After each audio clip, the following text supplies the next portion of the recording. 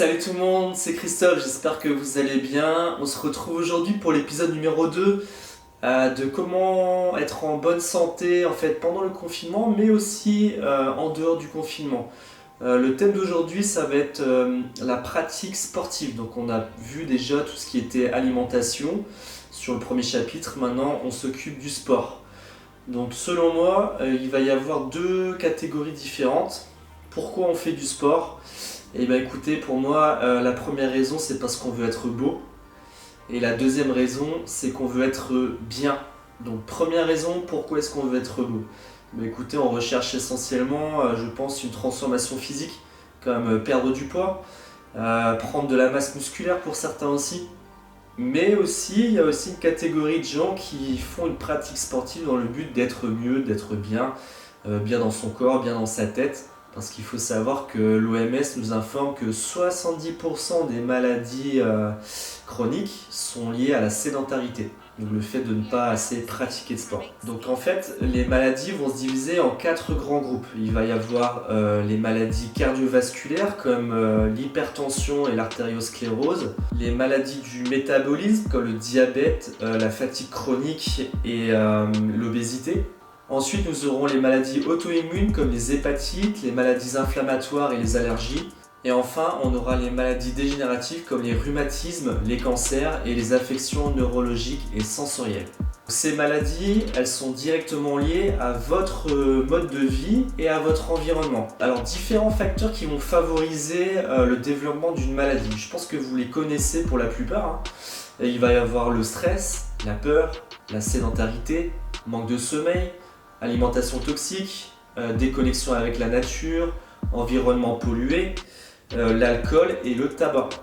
Une conséquence de ces maladies, c'est l'augmentation croissante de la prise de médicaments. Il va y avoir les antidépresseurs, les antibiotiques, antihypertenseurs, anti-inflammatoires, somnifères. Il faut savoir qu'une personne âgée, un senior, va consommer environ 6 médicaments par jour, alors que l'interaction avec ces médicaments est souvent ingérable.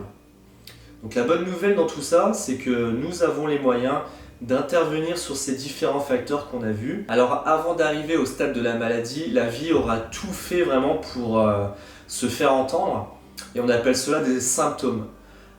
Exemple simple, vous avez mal à la tête, qu'est-ce que vous faites? Vous allez chercher un médicament contre le mal de tête. Donc en fait, on nous a appris à ne surtout pas entendre ces messages que nous envoie notre corps. On a appris à museler en fait tous ces symptômes par le biais de la chimie, par les médicaments. Donc là, ce que je vous conseille vraiment de faire, si vous avez pour objectif de faire du sport pour être en bonne santé, eh ben, je vais vous inviter vraiment à décrypter ces signaux. Et ça, on va le voir juste après, ok ? Alors, je vous invite à prendre vraiment de quoi noter. Je vais vous expliquer un petit peu le type de séance que vous allez devoir faire en fonction des signaux que vous allez recevoir. Donc, premier exemple, vous êtes inquiet, vous êtes anxieux, vous êtes dans la peur, le doute, vous avez des pertes de concentration, vous avez du mal à retenir votre attention sur quelque chose. Vous avez des problèmes de sommeil, vous cogitez beaucoup, vous avez un manque d'appétit, vous êtes constipé. La peau sèche, peut-être des douleurs dans le bas du dos et des spasmes musculaires. Et bien du coup, vous allez devoir adapter votre séance en fonction de ces symptômes-là. Qu'est-ce qu'il va falloir faire? Alors, exemple concret. Vous souhaitez vous entraîner en intérieur, et bien essayez de trouver plutôt un club de fitness, un endroit qui sera fermé.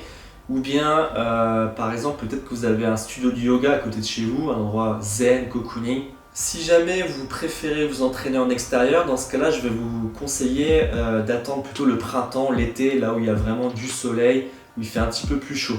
Alors au niveau de votre pratique sportive, essayez de privilégier plutôt le renforcement musculaire plutôt que le cardio. Vous serez moins dans le mouvement et plus dans l'ancrage. Le renforcement musculaire, il doit être lent et contrôlé.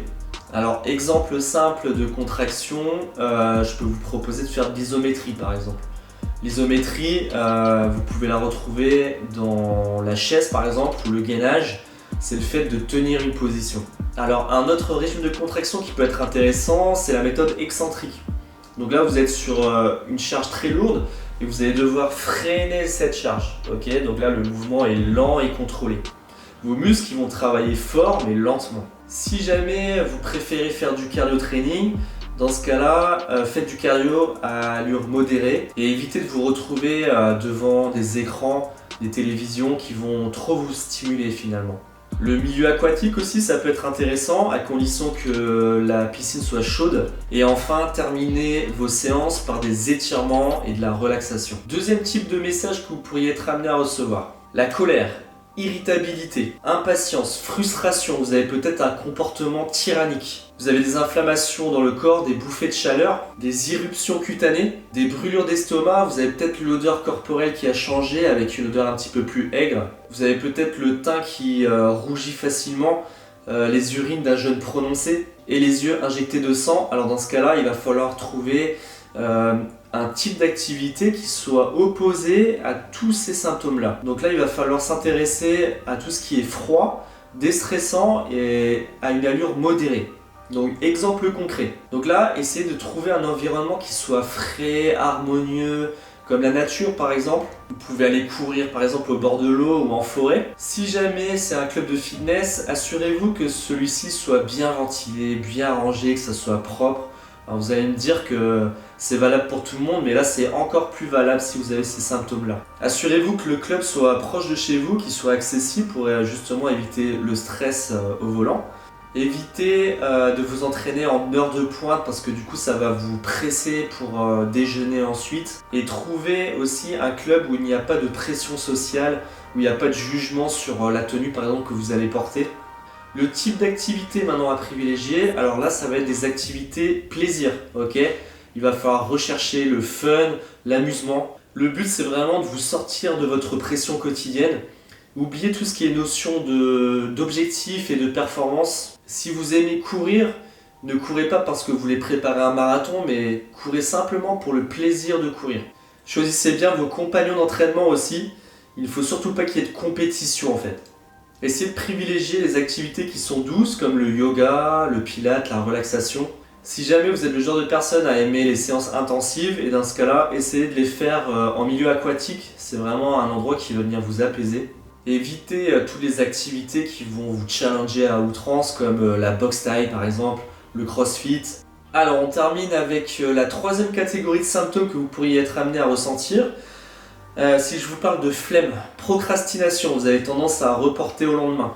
Vous avez du mal à accepter le changement. Vous êtes fatigué avant même d'avoir commencé votre journée.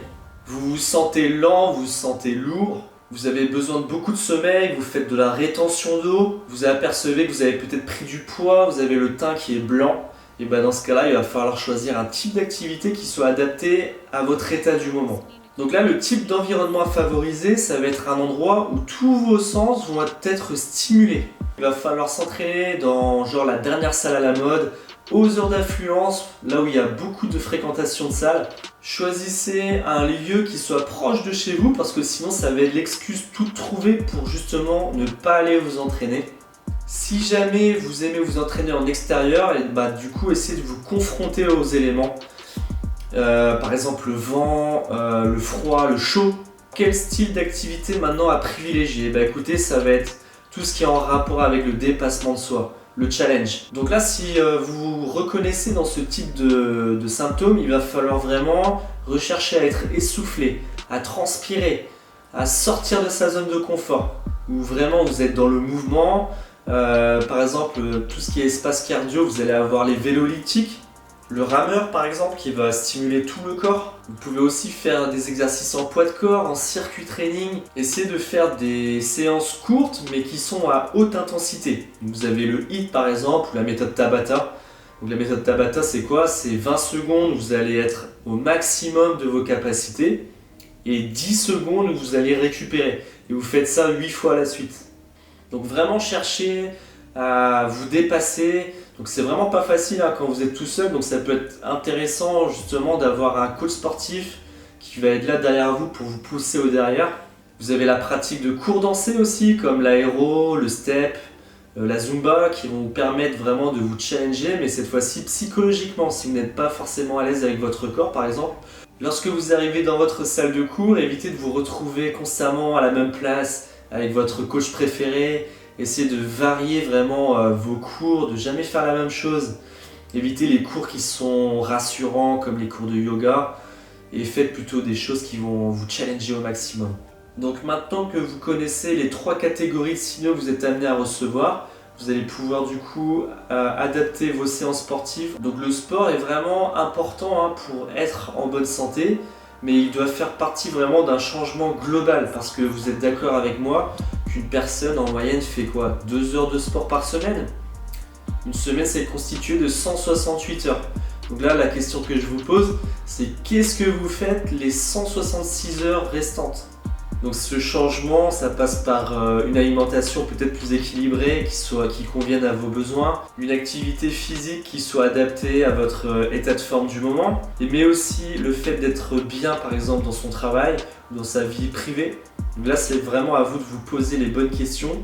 En tout cas j'espère que cette vidéo vous a appris pas mal de choses. N'hésitez pas à me poser des questions en message privé en passant par ma page Facebook par exemple, donc c'est Christophe Fit, F-I-T-T, ou bien sur Ultimate Fitness Brest. Écoutez, je vous souhaite une bonne journée, une bonne soirée et puis rendez-vous pour une prochaine vidéo.